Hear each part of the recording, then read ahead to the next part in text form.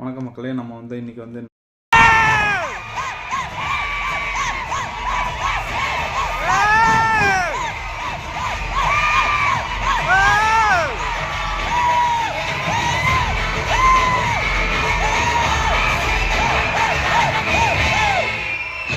கருப்பு மூவி அதோட ரிவ்யூ பார்க்க போகிறோம்.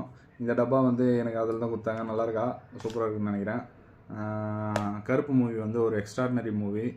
அது என்னென்னா, இந்த காந்தாரா, இந்த கேஜிஎஃப், புஷ்பா 2 அதெல்லாம் பார்த்துட்டு சிலாகரிச்சுக்கிட்டு இருந்தவங்கலாம் என்னென்னா, நம்ம தமிழ் சினிமாவை பார்த்து வியக்கிற மாதிரி ஒரு மூவி எடுத்திருக்காரு ஆர்ஜே பாலாஜி.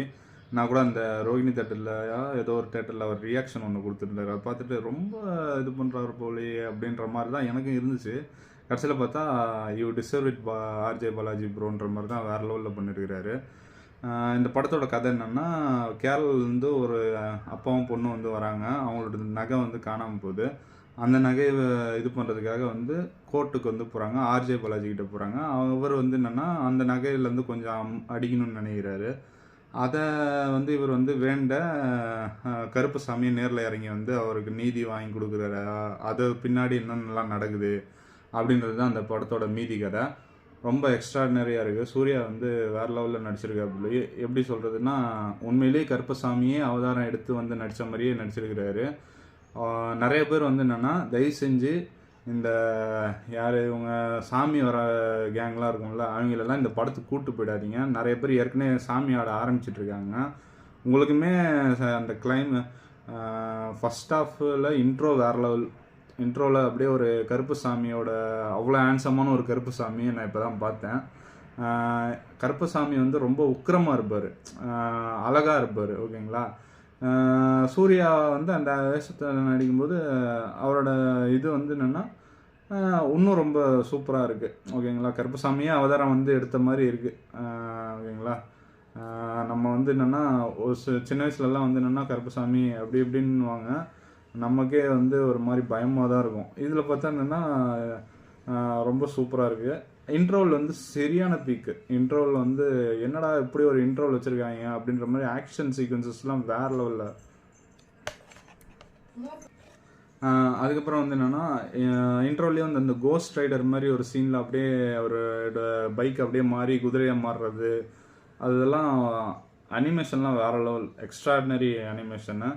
கிளைமேக்ஸு ரொம்ப இந்த காந்தாராவோட கிளைமேக்ஸ் தான் அப்படி இருக்குது இப்படி இருக்குன்றாங்கல்ல, அதெல்லாம் தூக்கி சாப்பிட்டாங்க எப்பயோ. ஓகேங்களா. நீங்கள் என்னென்னா, இது நான் வெளியூர் சாமிகளெல்லாம் நீங்கள் புகழ்ந்து கொண்டாடினதெல்லாம் போதும். நம்ம கருப்பு சாமியை போயிட்டு பார்க்குறதுக்கு இந்த மாதிரியான மூவிலாம் நீங்கள் கண்டிப்பாக மஸ்ட் வாட்சபிள், தேட்டர் வாட்சபிள். தயவு செஞ்சு ஃபோனில் பார்த்துறாதீங்க.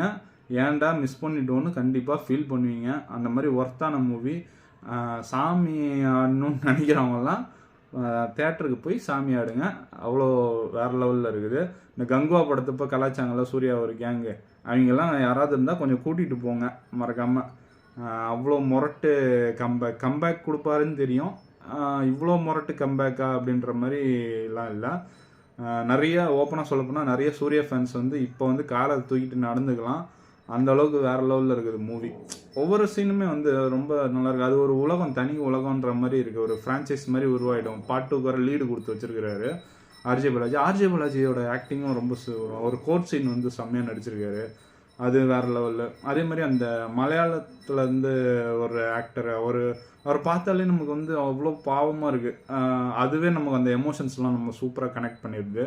அதுவும் இல்லாமல் அந்த பொண்ணுமே ரொம்ப நல்லா நடிச்சிருக்காங்க. த்ரிஷா என்னென்னா, அவங்களுக்கு என்னென்னா நம்மளை மாதிரி தான், ஆடியன்ஸ் மாதிரி தான் அவங்க. அந்த சிலாகிரிச்சு கருப்புசாமி இப்படி பண்ணுறாரு அப்படி பண்ணுறாரு அப்படின்ற மாதிரி கேரக்டர் தான் அவங்களோட ரோல் கரெக்டாக பண்ணியிருக்கிறாங்க. சூர்யா ரொம்ப சூப்பராக எக்ஸ்ட்ராடினரியாக நடிச்சிருக்காரு. அவர் என்னென்னா, படம் எப்படி இருக்கோ இல்லையோ, சூர்யாவோட ஆக்டிங் அவ்வளோ சூப்பராக இருக்கும். இதில் கருப்பசாமியாகவே வாழ்ந்துருக்காரு. கிளைமேக்ஸ்லலாம் எங்கள் அம்மா கேட்குறாங்க, கிளைமேக்ஸில் யார் நடிச்சிருக்கா அப்படின்னு கேட்குறாங்க. அப்போ அந்த அளவுக்கு அவர் சூர்யாவாக இல்லாமல் கருப்புசாமியாக மாறிட்டுருக்காரு. ஓகேங்களா. அந்த அளவுக்கு வேரியேஷன் இருக்குது. நேற்று தான் நான் ஈவினிங் ஷோ போனேன். மறக்காமல் மிஸ் பண்ணாமல் இந்த வீக்கெண்டுக்கான ஒரு ஒர்த்தபுளான ஃபிலிமு கருப்பு. நம்ம ஊர் தெய்வங்களுக்கான படம் இது. ஓகேங்களா. மறக்காமல் மிஸ் பண்ணிடாதீங்க. அப்புறம் வருத்தப்பட்டுருவீங்க. ஏன்டா போய் பார்க்கலன்னு வருத்தப்பட்டுறீங்க. ரொம்ப நாளாக இந்த இந்த வருஷமே பெருசாக படங்கள் பெரிய பெரிய படங்கள்லாம் ரிலீஸ் ஆகல.